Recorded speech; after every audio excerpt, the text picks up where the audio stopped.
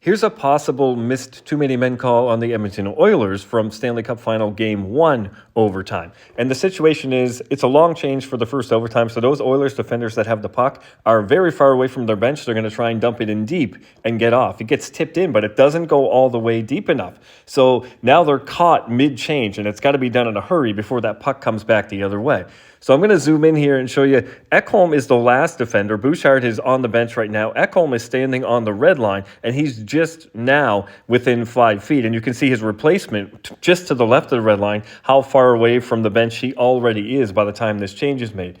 Now here's a still frame showing that 6 players are on the ice. Here's Ekholm right now in front of the red line, and his replacement is just the one beyond the red line towards the Oilers bench.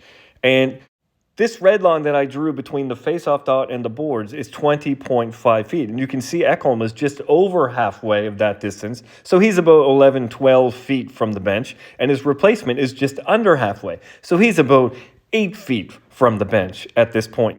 So obviously that replacement is on the ice well before Ekholm is within the allowed 5 feet from the bench. So this is clearly too many men.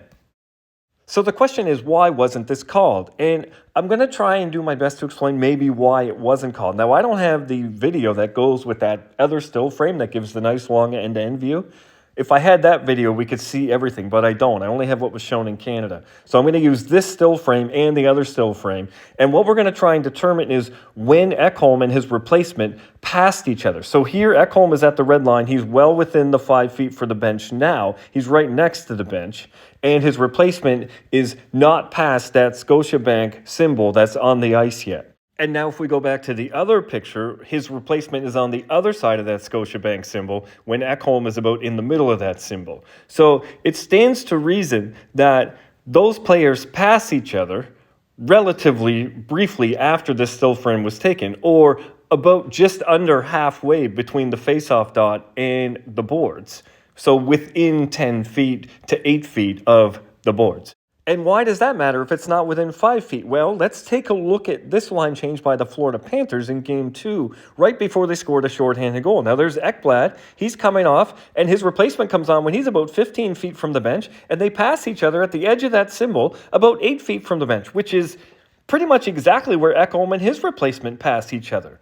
And the line change for Florida happened at 8:08, and they were able to stop a rush the other way, and that puck is in the net by 7:52.